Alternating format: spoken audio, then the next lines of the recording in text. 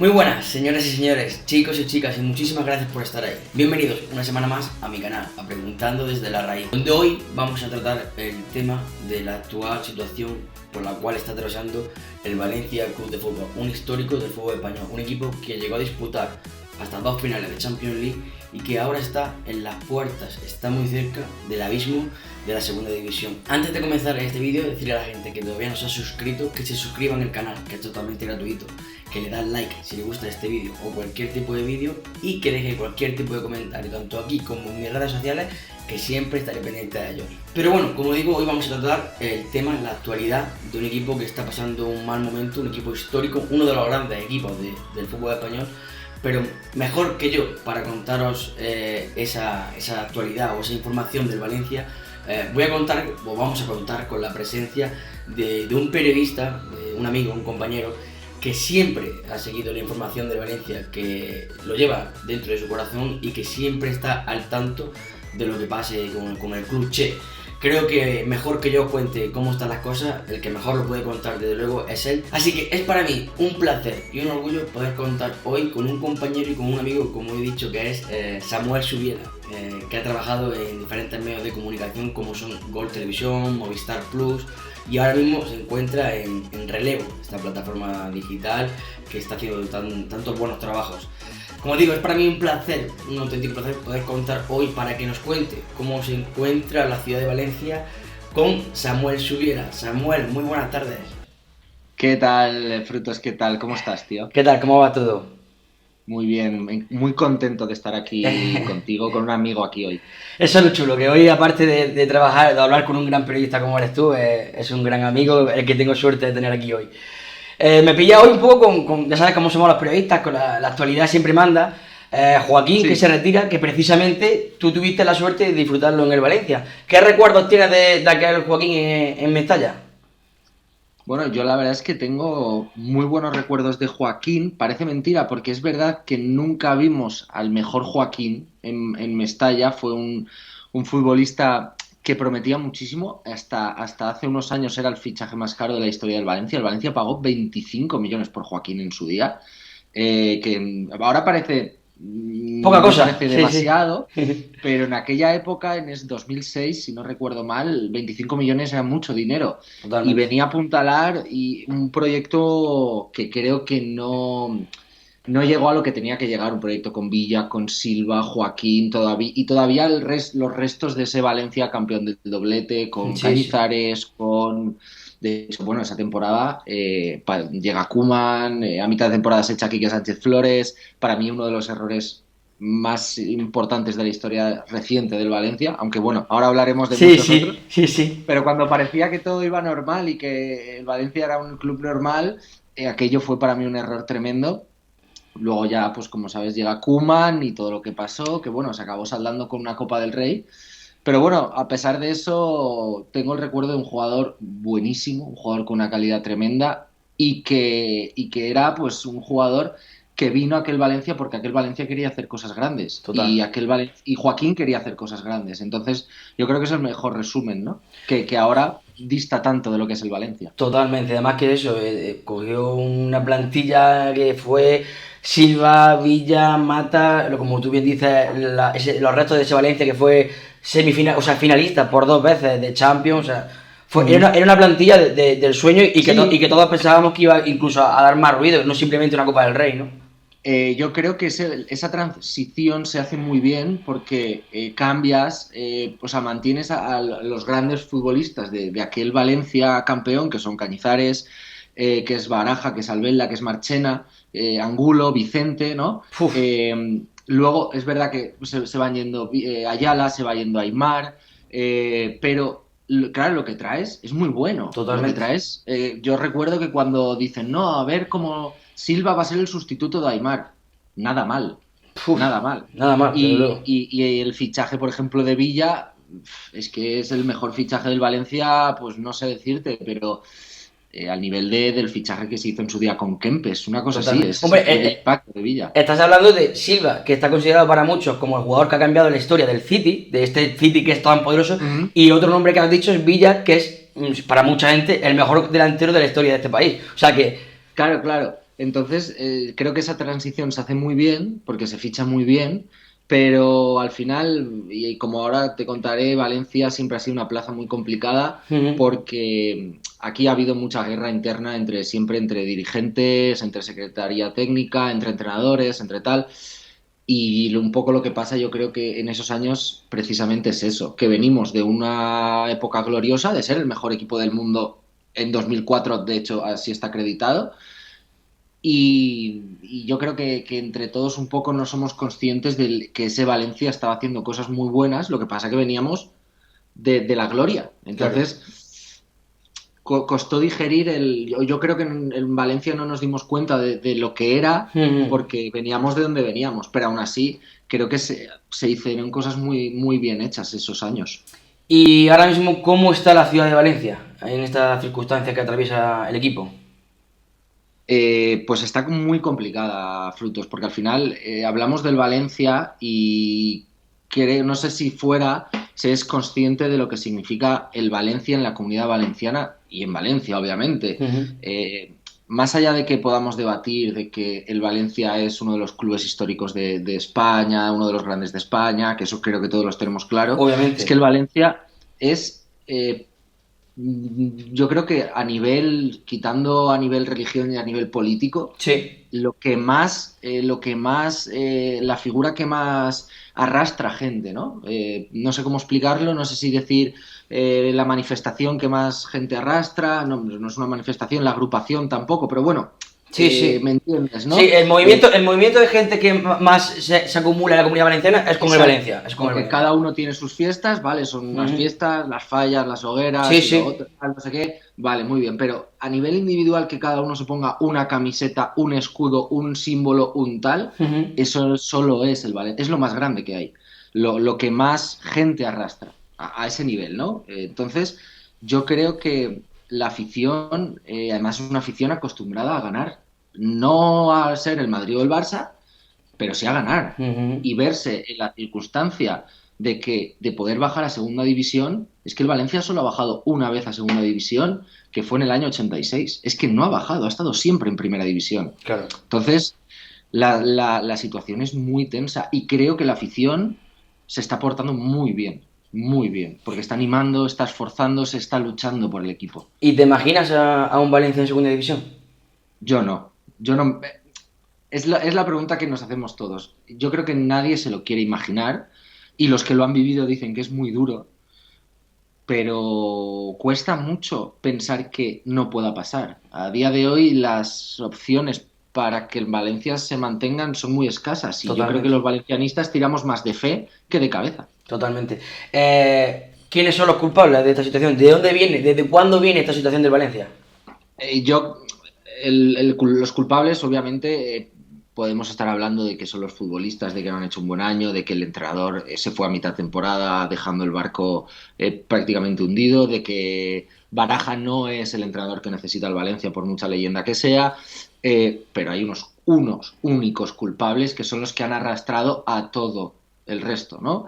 Que son Meriton Holdings, Peter Lim. Es decir, Meriton, la empresa, Peter Lim. Peter Lim es el gran culpable de lo que le está sucediendo al Valencia desde 2014 y más concretamente desde la temporada 2020, que es cuando se carga el proyecto de Mateu y Marcelino. Ujú. Que ahí es cuando el Yo Valencia... eso no lo entendí. Bueno, Esa decisión no la entendí. yo creo que no lo entendió nadie, ni siquiera los propios protagonistas.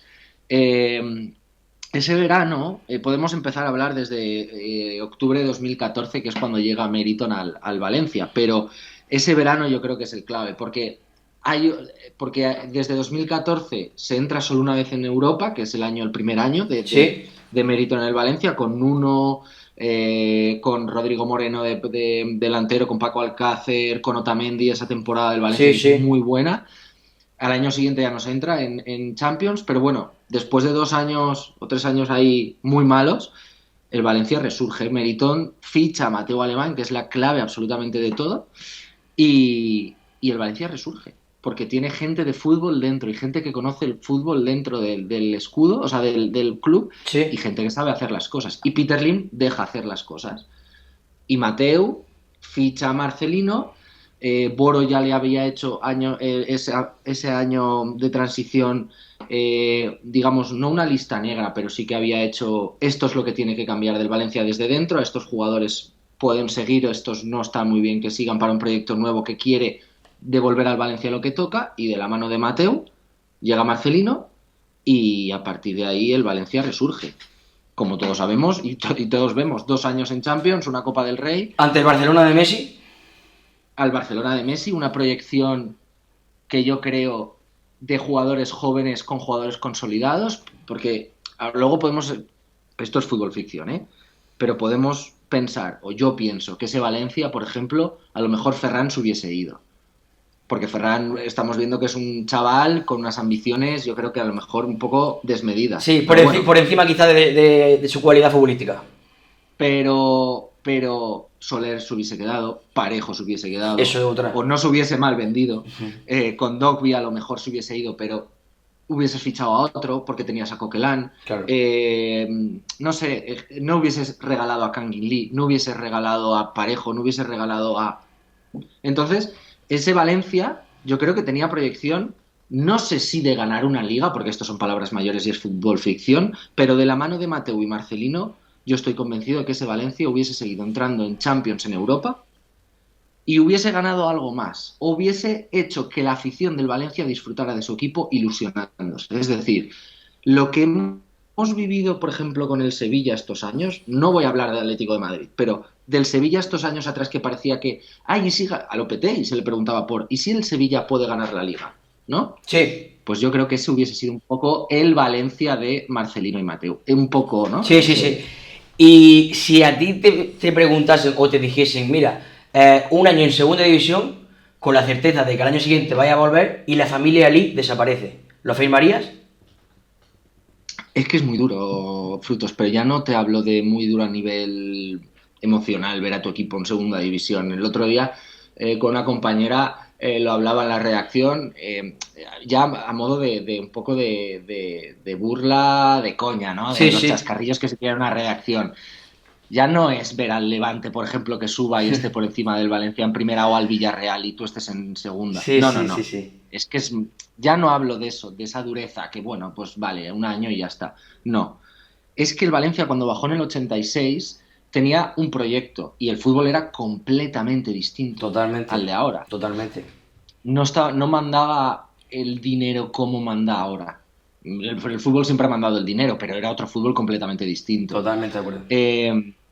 El Valencia, además el otro día lo contamos en relevo, el Valencia este año, si baja, recibirá una ayuda por el descenso de unos entre 35 y 40 millones, que es la más grande que se ha dado nunca. El Valencia este año de fair play financiero tiene 67 millones. O sea, es que en caso de que te sirva, te serviría si subes el año siguiente, pero es que la segunda división es tan complicada que es que nadie le asegura al Valencia que suba al año siguiente. Totalmente. Y en caso de que suba, no va a ser lo que pasó con el Villarreal, que es el ejemplo más reciente de un año en el descenso, un año en segunda, para saber que hemos hecho mal, para ese pasito para atrás para coger impulso, podemos decir. No. Sería un caso, por ejemplo, el Español, que lleva muchos años coqueteando, bajó a segunda división después de muchísimo tiempo y ahora está otra vez, que puede volver a bajar a segunda división. Y en el peor de los casos, todos tenemos en mente al Depor, al Zaragoza o al Málaga, que es el claro ejemplo, ¿no? Te lo iba a nombrar ahora más adelante.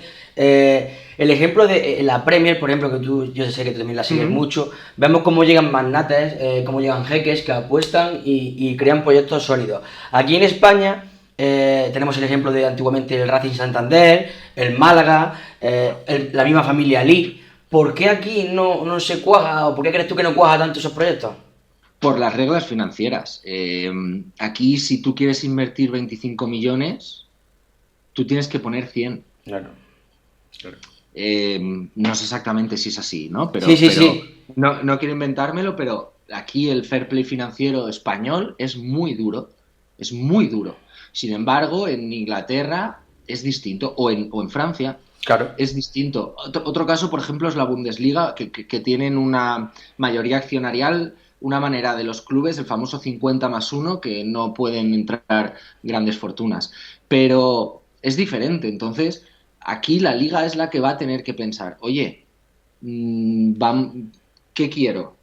Que los casos sigan siendo un Málaga, un Depor, un Racing, Zaragoza, el Racing, un fíjate, Racing, fíjate dónde está el el Racing. Español, el Almería, Totalmente. el Valencia, con todo lo que significa, porque creo que al final que baje el Valencia, con todos los respetos, no es lo mismo que baje un Almería que lleva más tiempo en segunda Sí, sí, sí, división. no, se Creo entiende que perfectamente. El aquí único caso, el único caso que se puede asemejar, bajo mi punto de vista, a Valencia es el Deportivo La Coruña. sí, Por sí, historia, por magnitud quizá. pero fíjate lo que te voy a decir y es una de las cosas que tenía aquí apuntadas. Cuando entra Peter Lim al Valencia, el Atlético de Madrid está a 20 puntos en la clasificación histórica de la liga, que no es una gran, o sea, me parece una buena medida para ver cómo se han movido los equipos estos años. Ujú. No es la mejor, porque a lo mejor tú comparas a la clasificación histórica de los últimos 5 o 6 años del Madrid y del Barça y en liga prácticamente es lo mismo. Sí, Pero lo que ha conseguido el Madrid en Europa no tiene nada que ver con el Barça. se entiende. Pero es una buena medida, ¿no? Sobre todo para este tipo de equipos. Ujú. El Valencia estaba 20 puntos por encima del Atlético de Madrid. Ahora mismo el Atlético de Madrid está casi 200 puntos por encima del Valencia. Qué barbaridad. El rival, tu rival directo de toda la vida, porque tú no puedes compararte con los otros dos, pero sí con un Atlético de Madrid, con un Athletic Club, pero el Athletic Club tiene otras circunstancias, tiene otra idiosincrasia. Ujú. En el momento en que llega Peter Lim, el Atleti hace así y tú haces así. Y no es comparable, pero es que eso es lo que estamos sufriendo, ¿no? El valencianismo y con lo que puede pasar. Ujú. Es que es muy duro lo que ha pasado, lo que está por pasar, porque si no bajas este año, vas a bajar el que viene. ¿Tú crees? Sí, pero si es que llevamos, desde que pasó todo lo de Mateu y Marcelino, es así, o sea, el Valencia, la zona Meriton, en Valencia la llamamos a quedar el 12.º, el 11.º, pero es que ahora eso ya es para abajo, para abajo, para Claro, abajo. claro. Bueno, estábamos comentando el tema de la situación del Valencia, de todos estos años que vienen atrás. ¿Por qué crees tú que Peter Lim no se marcha cuando se está dando cuenta que la gente no lo quiere? Es una de las grandes preguntas, ya no es solo el por qué Peter Lim no se marcha, al final él tiene el Valencia es prácticamente suyo, tiene más de 90% de las acciones. Él lo compró en 2014 con un 70% y en los últimos años ha ido comprando más. La sensación que tenemos en Valencia es que él usa el Valencia, el club, como una manera de ganar dinero. Y te preguntarás, ¿no es mejor tener un club grande, un club consolidado en Europa, con un modelo vendedor? Que es que todos los equipos del mundo, excepto 3, 4, 5, que son Barça, Madrid, Bayern, Manchester United y ahora si quieres PSG y City, Sí, tienen que tener modelos vendedores porque es que si no es imposible. totalmente. Pero ¿no es mejor tener un modelo vendedor como el Sevilla, como el Borussia Dortmund, como el Atlético de Madrid, pero que te consolide en Europa, que te consolide en los puestos donde mereces estar? Sí, es lo que nos preguntamos todos, ¿por qué no hace esto? Bueno, aquí yo creo que sería entrar en demasiadas cosas, pero aquí entra también los negocios y las compraventas y el dinero que gana con Jorge Méndez. Por ejemplo, hace poco salió que el Sporting de Lisboa hace unos años necesitaba unos 20 millones o algo así para igualar el fair play financiero, que necesitaba unos 20 millones. ¿Qué Madre mía. pasó? Valencia fichó a Thierry Correia por 15 o por 12 millones. Claro. Entonces, empiezas a ver este tipo de cosas y empiezas además porque los clubes portugueses, por lo menos Benfica, no sé si Sporting también, pero bueno, por lo menos Benfica, están obligados a dar todos los datos porque cotizan en bolsa. Entonces, a partir de ahí vas rascando por ejemplo, poníamos el ejemplo del Depor. Con el Depor pasó exactamente lo mismo. Jorge Méndez busca hacer negocio, que me parece perfecto, o sea, es su manera, no hace nada Ilícito. ilegal, por así decirlo, pero a costa de destruir clubes. Y en este caso, el Valencia es uno de ellos. Entonces, no sabemos hasta qué punto le interesa. Yo aquí te puedo dar mi opinión. Hay gente que está muchísimo más metida, que tiene más información. Yo creo que hasta que Peter Lim no acabe el estadio, no va a poder irse del Valencia. Porque él sabe que el estadio es su manera de acabar de sacar todo el dinero posible. Yo lo veo así, no sé hasta qué punto. A lo mejor alguien me dice, te estás equivocando. Es mi manera De de verlo. verlo. Porque otra cosa no se entiende, porque tú tenías un proyecto ganador con Marcelino y con Mateu y lo destruiste. Tú tenías un proyecto ganador con Nuno el primer año y acabaste destruyéndolo por querer meterte a ti, a Méndez y a Nuno como único agente que podía hacer negocios. Claro. De hecho, digamos, la fricción con Mateu y Marcelino vienen debido a los fichajes, que es que aquí tú puedes estar a favor o en contra de unas cosas u otras, pero si tú tienes un entrenador que te ha hecho campeón y que te ha llevado a Champions, lo lógico es que le escuches. Pues varios de los nombres que suenan en esos años son Otamendi y Fekir. Marcelino no los quiere, por Fekir no se fía de él, de cómo está la rodilla, porque recordemos que esos años, el año anterior va a fichar por el Liverpool, si no me equivoco, y se rompe. Sí, se rompe la rodilla, sí. Y Otamendi no quería, digamos, Marcelino, los equipos de Marcelino tienen una base muy de una jerarquía y no quería que se desestabilizara esa jerarquía. Pues, por ejemplo, dice que esos dos fichajes no, que él prefiere otros fichajes. Rodrigo Moreno lo iban a vender. Todo esto son nombres de Méndez. Rodrigo Moreno lo iban a vender. Marcelino no quiere que vendan a Rodrigo Moreno, que para él es imprescindible en su equipo. Entonces Lim dice, oye, no puede ser esto. Empieza, que también lo entiendo. Dice, Sí, oye, sí.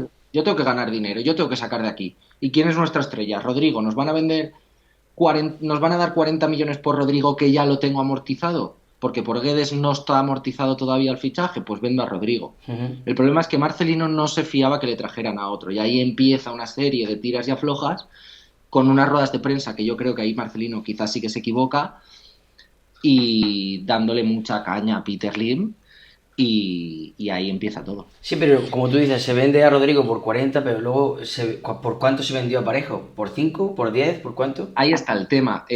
Si tú ves, por ejemplo... ¿Cuánto puede valer un jugador como Parejo a día de hoy en el mercado?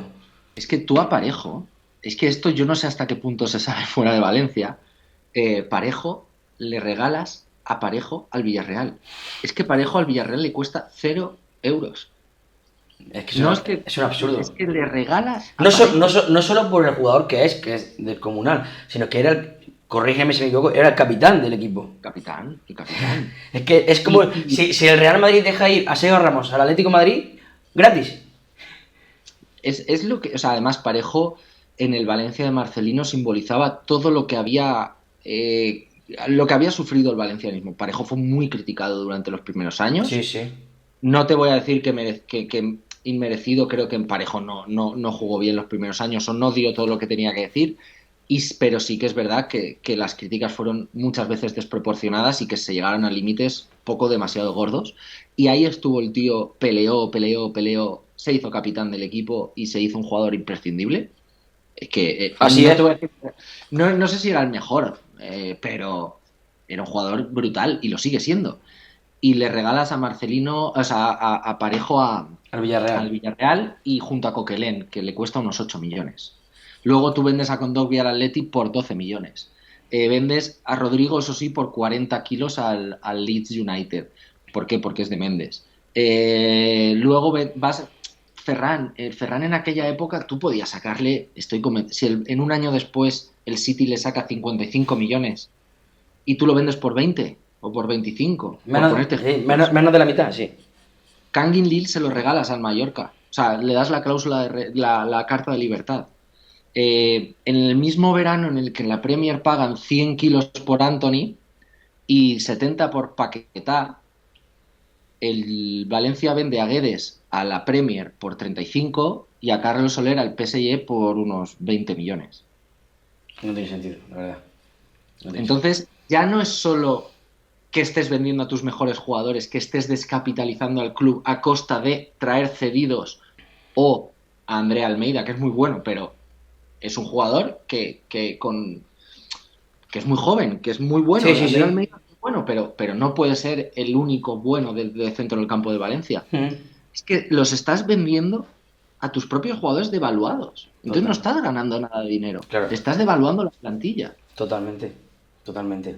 Entonces entras en el bucle, el fair play financiero, el... Luego muchas veces siempre se dice, ¿no? Siempre se ha dicho, desde fuera de Valencia se percibe y siempre se ha dicho que la afición de Mestalla es muy exigente, es muy exigente. Yo me remonto un poco antes, a los 3 años creo que fue, de Emery, que esos 3 años el Valencia, corrígeme si me equivoco, quedó tercero en Liga. Ujú. Y parecía, lo que se percibía desde fuera de Valencia, es que la afición no se conformaba con eso. Y bajo mi punto de vista, quizá ahí se pecó de querer aspirar a más, porque ahí está un Madrid y un Barça que eran intratables y suficiente, o sea, el mejor puesto posible alcanzar para el Valencia, yo creo que era el tercer puesto. Y parecía como que la afición del Valencia se percibía desde fuera como que no se conformaba. ¿Se fue injusto ahí con el equipo y con Emery? Ahí yo creo que nadie en Valencia le recrimina a Emery que quedara solo tercero. Nadie. Somos conscientes de que el Valencia aspirar a ligas puede ser pues como lo que pasó hace 3 años con el Atlético de Madrid, Uh -huh. de una liga que los dos gigantes están mal y ahí está el Atleti para aprovecharla. Eso es lo que debería ser el Valencia, aprovechar el resbalón del otro, aprovechar un año tonto en Europa League porque te has clasificado para Champions pero no has hecho una buena Champions para ganarla, ganar copas, quedar siempre o estar entre el quinto para arriba, del quinto para arriba. En un año malo, pues bueno, quedas séptimo. Vale. Sí, sí, más o Esos menos. años, lo que se le pedía a Emery, que fíjate cómo ha cambiado la historia, es que peleara las copas. Es decir, la Champions no, pero la Europa League, la Copa del Rey. Y las tiraba. O sea, con una plantilla que tenías, Sí, como sí, no, no. hemos dicho antes, a Villa, a Silva, a Mata, Tremenda, tremenda, tremenda. a Joaquín. Eso es lo que se le recrimina a Emery. Yo sí que estoy contigo en que, te lo he dicho antes, creo que la afición durante esos años posteriores a los años del doblete no somos conscientes. O sea, yo nazco, yo soy del 93, para mí ver al Valencia en finales de Champions, ganando Copas del Rey, ganando, o sea, era, era lo normal, Claro. ganando ligas, era absolutamente lo normal.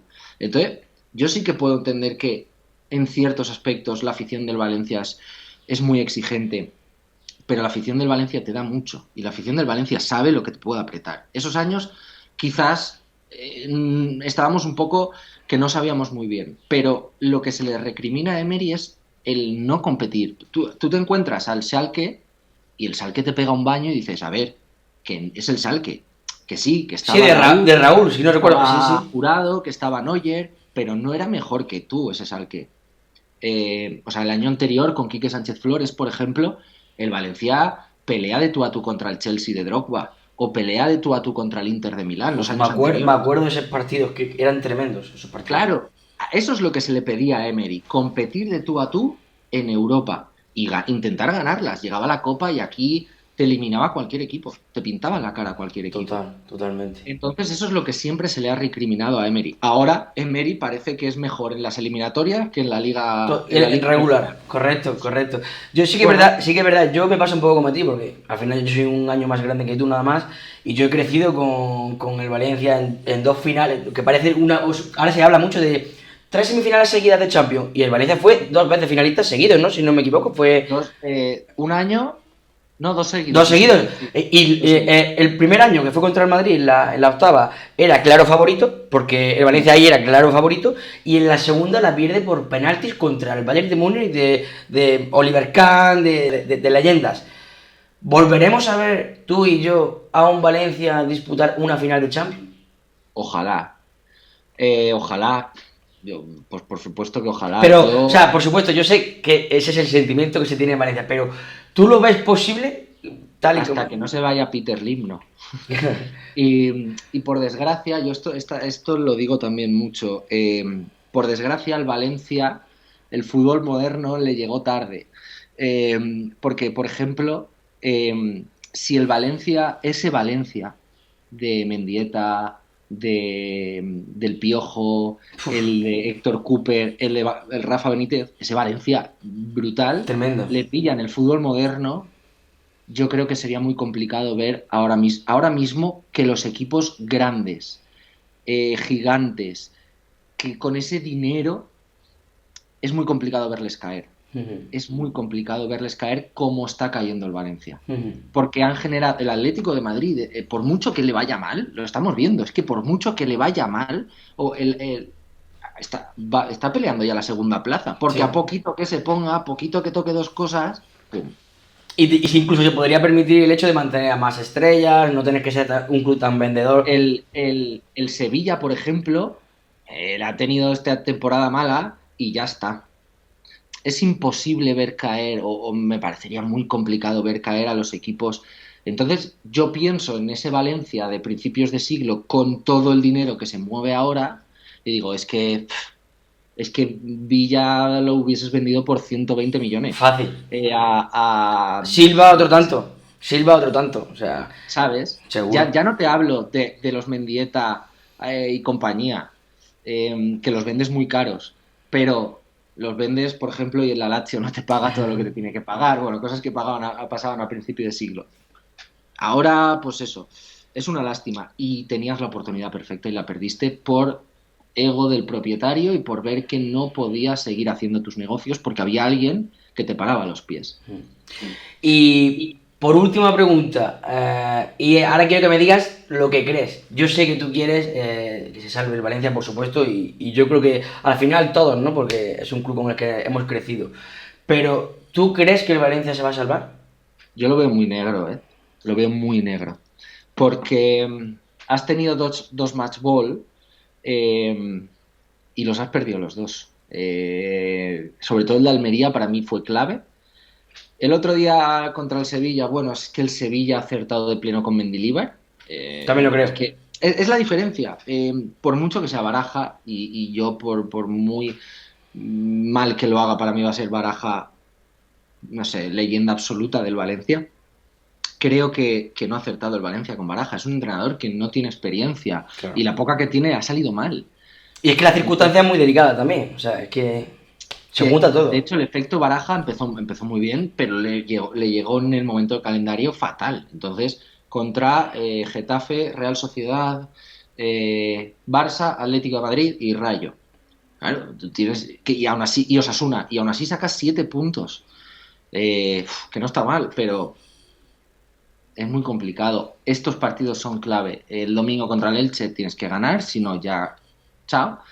Y luego tienes dos finales contra Valladolid y Totalmente. Cádiz, si no me equivoco. Entonces, Totalmente.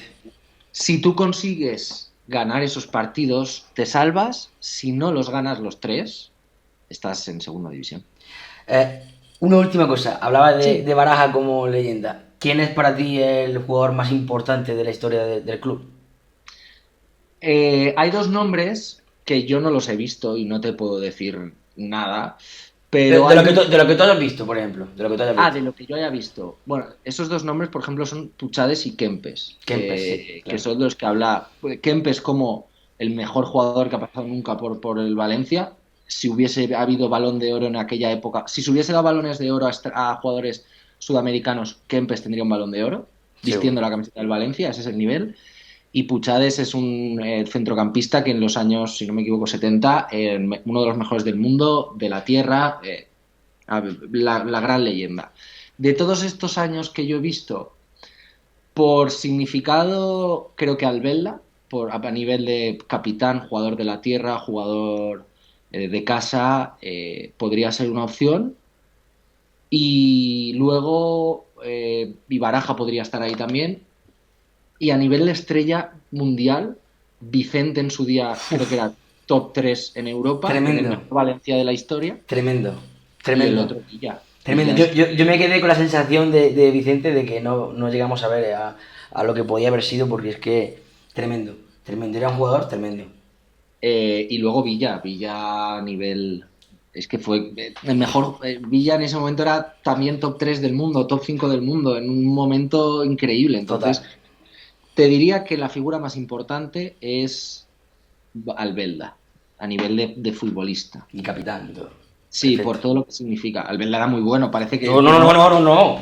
parece que lo estemos haciendo de No, menos. no, porque no, es un no. jugador defensivamente. No, no. Lo que pasa es que ha llegado Busquets a esa posición y luego los Casemiro y compañía y lo han cambiado todo. Sí, sí, sí. Pero Albelda era una Te barbaridad. entiendo, te entiendo, te entiendo lo que dices.